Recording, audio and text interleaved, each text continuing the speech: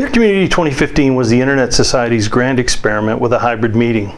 By using the power of the Internet and mostly commodity cloud-based systems, we were able to convene the first meeting of its type in ISOC's history. Our last global event was in 2012, where we brought people together in Geneva for a global INET. We had never attempted a hybrid meeting of people in one location and the rest online, except in doing straight webcasting over YouTube or live stream. We had seen other organizations in our community do remote nodes, but mostly as a methodology to create virtual question and answer queues, never for true connection and collaboration. We wanted to see if we could take it further. The idea for IC2015 really came out of two desires. The first was from our board of trustees, who for the last few years have been asking the staff to help them convene one of their trustee meetings during an ISOC event to be able to engage with the ISOC community better. In most years, the board has 3 face-to-face meetings, 2 of which are co-located at IETF or other organizations' events. They wanted the third meeting to be co-located with an ISOC event. The second desire was from our CEO, Kathy Brown, who wanted ISOC to convene its own global membership meeting. She wanted a meeting where the board, staff, and community could all come together to talk about the major issues facing the Internet, how ISOC was working on those issues, and discuss the Society's plans pertaining to them. She didn't always want ISOC's community to only come together while attending another event.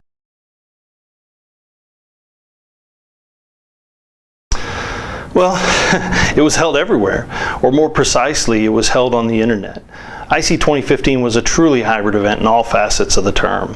While the Board of Trustees and Kathy Brown were holding the Society's annual general meeting in Auckland, New Zealand, the executive leadership team was locating themselves in nodes across the globe.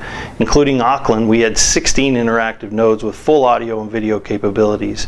We also used the IC2015 player based on open standard technology to concatenate the audio and video from all the nodes, a text chat, social question and answer functionality, a Twitter feed, real-time transcription for users outside of the nodes, all of these things.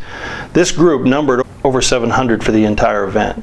From Auckland to Ottawa, Canada, Hong Kong to Montevideo, Uruguay, and 12 other cities around the globe, we brought thought leaders, subject matter experts, technical, policy, and development leaders all together to connect, communicate, and collaborate. And we did all that while also engaging those outside of the nodes from wherever they chose to participate. The agenda ended up being a great mix of 4 of our strategic objectives for 2015. Collaborative governance, collaborative security, internet development, and society engagement. Each of the topic areas was led by either one of our executive team members or by one of the very capable staff members in those areas. These topic leaders then engaged members of Board of Trustees, chapter leaders, and members in our interactive nodes to expound or counterpoint presentations given on the topics. Questions were then posed to the groups and answers given and discussed. To amplify some of our messages and to add a bit of entertainment to the agenda, we also mixed in pre-created content in the form of videos that included interviews and graphics and music. It was truly an opportunity for a global community to engage and learn at the same time.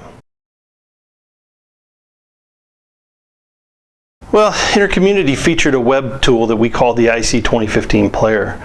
The player put into one single web page a lot of functionality to engage with those who could not join in an interactive node. We had over 2,400 chat messages scrolling through the player and over 50 questions asked and voted upon, to then have some answered by topic leaders or board of trustee members or other participants in the event. We also included a Twitter feed of our hashtag and used it to gather questions and comments as well. The remote attendees could not use their video or audio to talk to or be seen by the nodes, but they had the opportunity to engage in many ways during the event.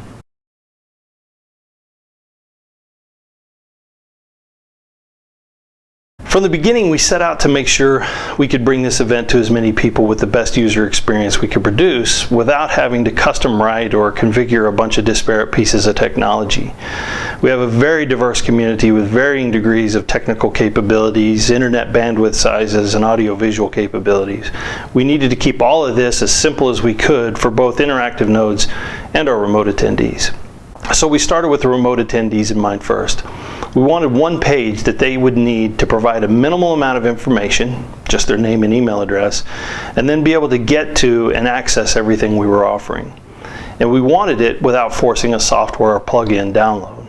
We found a great partner in Digitel Incorporated who had just such a player and integrated standards-based technology to present in a single web page everything we wanted to do.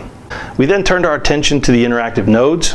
To me, this was the easiest part because we had been using Zoom.us since late 2014 and had great experiences with this product in low bandwidth locations.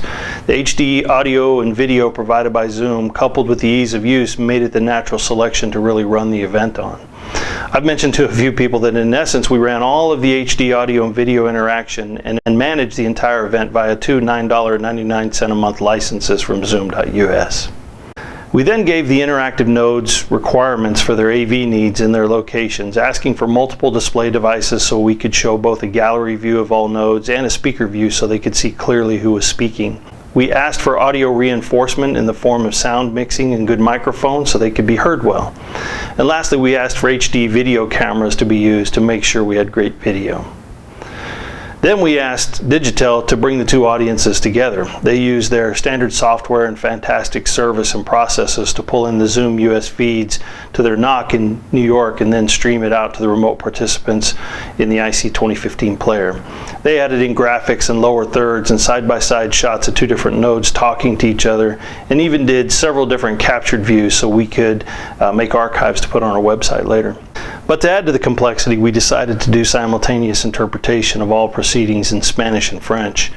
We partnered with an organization that provided the interpreters, which were all in the US for both sessions. The interpreters listened on our main Zoom channel without ever being seen by the other participants, and then spoke into a livestream.com channel for each language. We provided both livestream channels from our website through embed codes, giving us one page each to send folks who wanted an alternative language to. In the end, the technology used wasn't our largest challenge. Those came in many other forms. The first challenge was the time zone situation. The CEO and the board were in Auckland, New Zealand and needed to host the event. So we duplicated the content and did the same agenda twice, live. Once in Auckland's morning, which translated to late afternoon and early evening in the Americas, and then once in Auckland's evening, which translated into early Europe and Africa morning and afternoon in Asia on the 8th of July. The biggest challenge turned out to be the coordination. The technology we selected was solid and would perform fine, but getting all the nodes to test the internet connections, help them understand the audio and visual requirements, and then work with them before and during the event to understand the agenda, that was kind of a lot of work. Lastly, the management of the run of show, including the queuing of presenters and speakers around the globe, the back channel coordination for issues and communication, queuing the 4 cameras we had in Auckland, queuing in the pre-created videos and sending them into the interactive stream, as well as managing our on-site moderator, those were all very challenging tasks. We were not only running a global conference, we were also running what in essence is a broadcast, much like any show you see on television.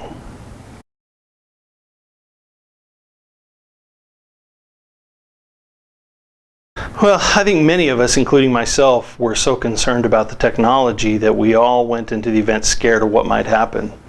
Kathy Brown, our CEO, told us that she knew there would be issues and she trusted all of us to just go with the flow and keep moving forward. She even kicked off the first session by stating, "We're connected. You know, by the way, there's going to be some glitches, right? We knew there would be, but hey, we're the Internet Society. We're resilient. We're going to work around them and we're going to make this thing work." But there were just minor issues, really, and in the end the board and the executive team and the community really enjoyed what we put together. We received great feedback about the event from many who attended and great ideas of what we could do better for the next time. All of that input has been compiled, and if we can figure it out and work it into a budget and agenda, we'll sure give it a try. And yes, there will be another InterCommunity event and probably a few others that will use this model. We're going to continue to use the internet for the internet.